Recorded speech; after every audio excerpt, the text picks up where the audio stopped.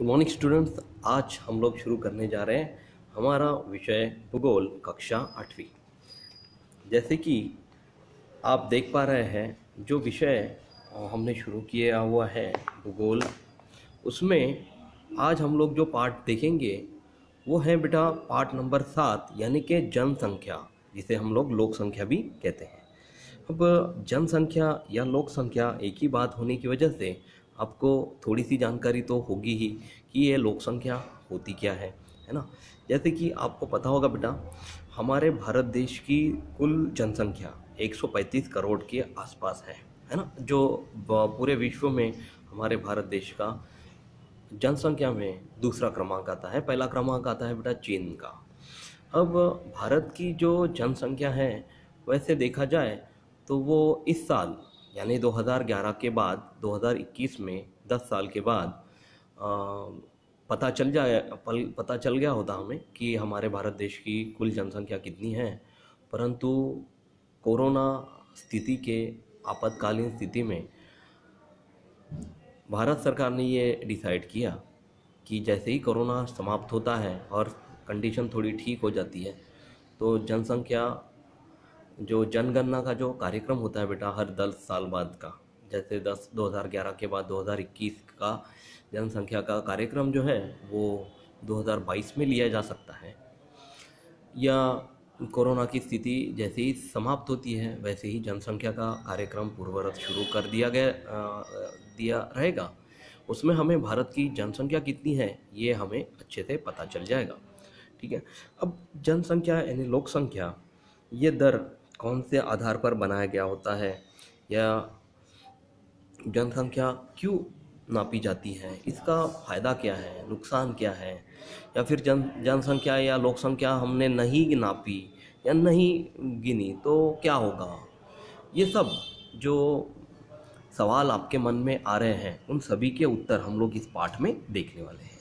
जैसे आपके सामने यहाँ पे जो प्रश्न दिया गया बेटा, ढूंढो तो जानो, यानी कि आपकी कक्षा की ही विद्यार्थी संख्या कितनी है, उसमें से कितने लड़के लड़कियां हैं, और उनमें कितने विद्यार्थी अनुपस्थित हैं, कितने उपस्थित हैं, फिर आपके विद्यालय में कितने कुल विद्यार्थी हैं, फिर विद्यालय में कितने लड़के और लड़कियां हैं, फिर किसी कक्षा में विद्यार्थियों की संख्या अधिक होगी तो कम होगी, तो अधिक किस में है कम किस में है, और किस कक्षा में सबसे अधिक अनुपस्थिति है।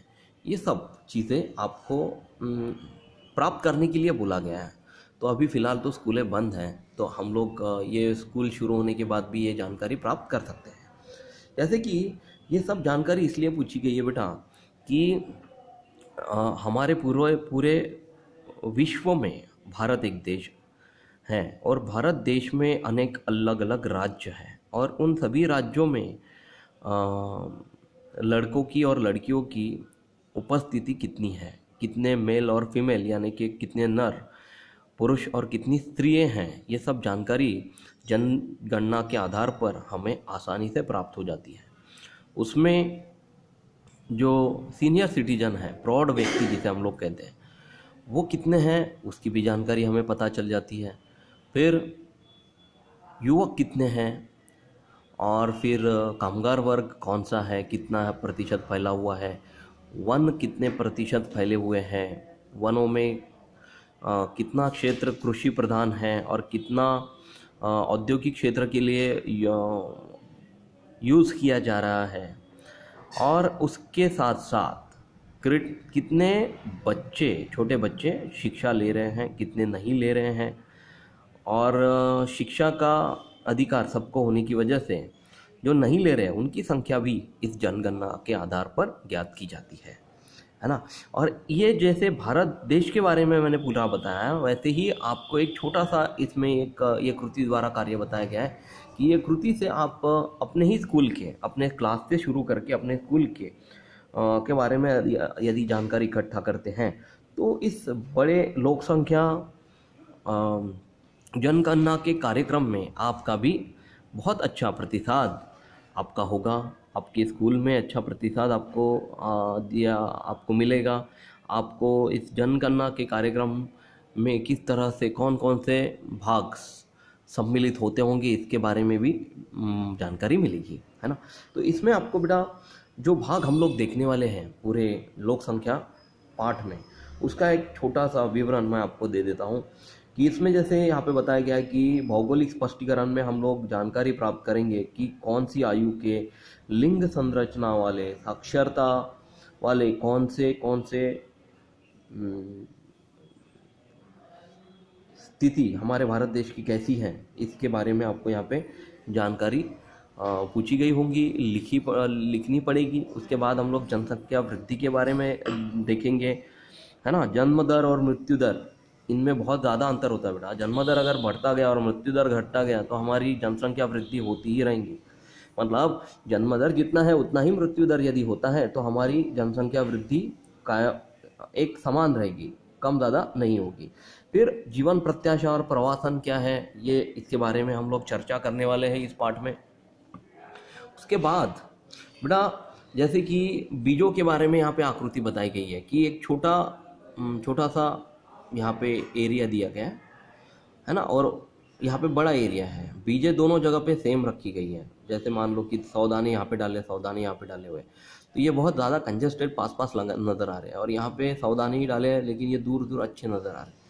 तो यही बात है जनसंख्या वृद्धि के बारे में ही कि बहुत सारे भारत देश में राज्य हैं, उन राज्यों में कहीं कहीं ऐसी विकट परिस्थितियां हैं कि मुंबई जैसे शहरों में छोटी सी जगह है, बहुत सारे लोग हैं, और वही हम लोग यदि दूसरे राज्य की किसी एक शहर के बारे में बात करें, है ना, तो वहाँ पे बड़ा क्षेत्रफल है और लोक संख्या कम होने की वजह से अच्छे से दूर दूर रहते हैं।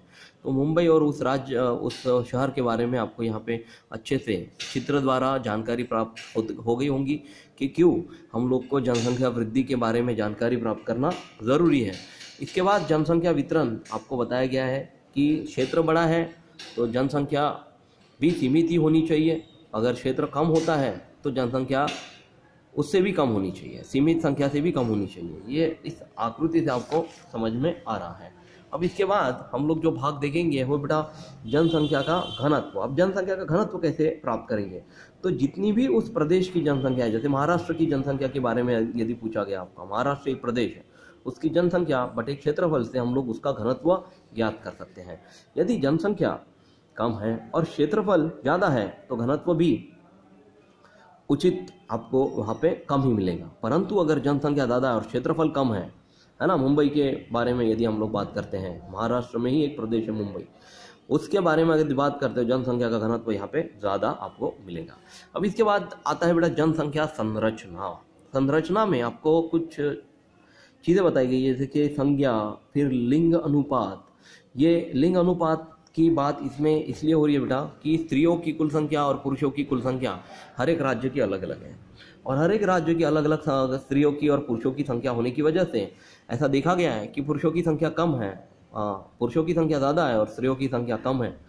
जैसे कि यहाँ पे आपको ये चार्ट आपको बताएगा कि स्त्रियों की संख्या 1000 की तुलना में कितनी कम है ना। इस चार्ट से भी हम लोग को समझ में आ जाएगा कि हमारे भारत देश में स्त्रियाँ क्यों कम हो रही है, इसका कारण क्या है, जो कि हम लोग उनको माता, भगिनी, हमारी बहनें के रूप में जानते हैं और उन्हीं को हम लोग जन्म लेते ही खत्म कर रहे हैं। ऐसे क्यों?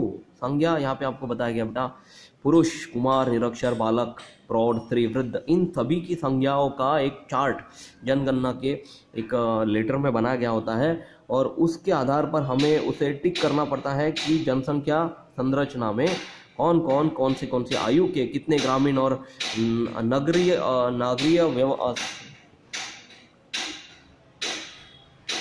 क्षेत्र में रहने वाले कितने लोग हैं। ठीक है, अब इसके बाद हम लोग आते हैं आयु समूह अनुपात की तरफ। अब आयु समूह अनुपात में आपको ये जानकारी बताई गई होंगी कि 1559 के कार्यशील जनसंख्या में कितने लोग कार्यरत है, 15 से कम कितने अकार्यशील है, और 60 वर्ष के ऊपर भी कितने अकार्यशील लोग हैं, और उनके अनुसार हम लोग उनके 15 के कम आयु वाले जो छात्र होते हैं, विद्यार्थी होते हैं, उनको शिक्षा प्रदान करनी चाहिए, और 60 वर्ष के ऊपर वाले जो भी वृद्ध प्रौढ़ व्यक्ति होते हैं उनसे हम लोगों ने बहुत सारी अनुभवी बातें सीखनी चाहिए, जिसका हमारे जीवन में हमको बहुत ज़्यादा उपयोग होता है। इसके बाद हम लोग देखेंगे बेटा, वो है बेटा कार्य के अनुसार जनसंख्या की संरचना। मतलब यदि आपको कार्य दिया गया है तो उन जनसंख्या की संरचना में उसका कितना योगदान होगा।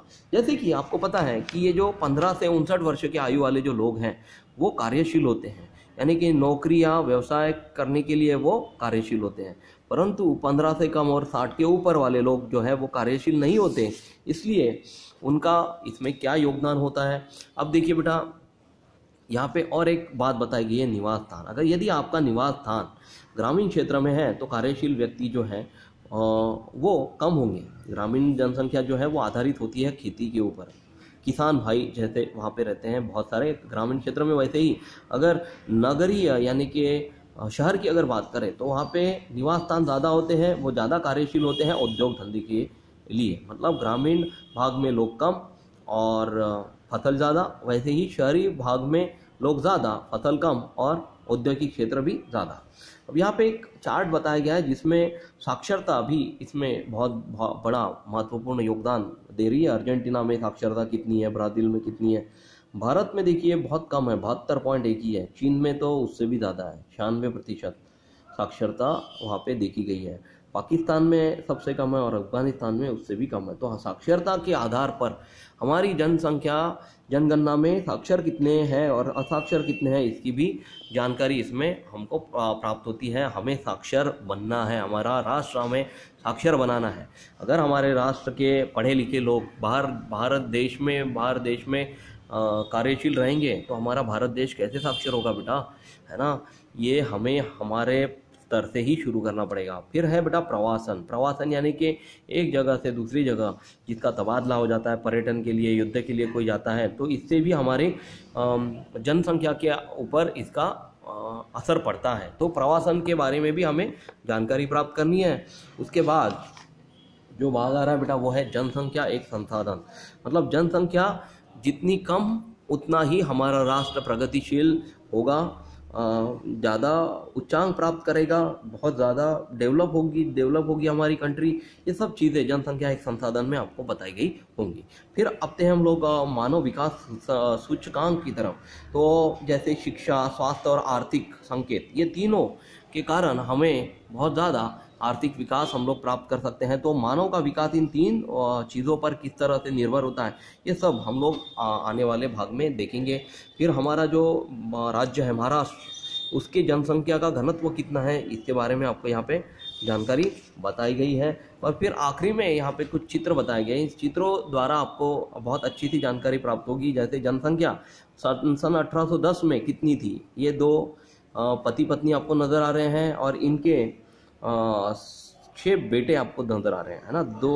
3 लड़के हैं, 3 लड़कियां हैं।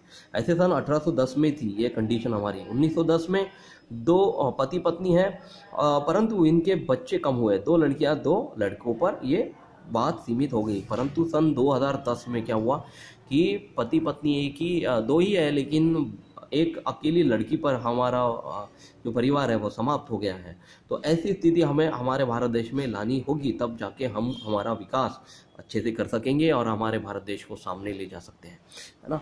फिर बाद में प्रश्नोत्तर का काल आता है, वो हम लोग तो सबसे आखिरी में देखेंगे। परंतु जितनी जानकारी आज मैंने आपको प्रदान की हुई है, ये पूरी जानकारी एक साथ देना तो असंभव है, परंतु एक एक करके शॉर्ट में हम लोग इस पूरी जानकारी को ज़रूर प्राप्त करेंगे और पूरी जानकारी का भंडार आपको मिलने वाला है।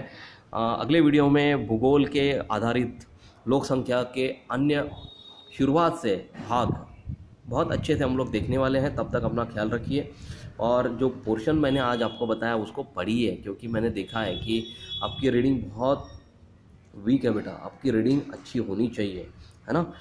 जितनी ज़्यादा अच्छी रीडिंग रहेंगी उतनी ज़्यादा आपको उस विषय में उत्साह बढ़ेगा और आप अच्छे अंक प्राप्त कर सकेंगे। तो यहीं पे हम लोग अपना वीडियो समाप्त करते हैं। Thank you class, take care, bye.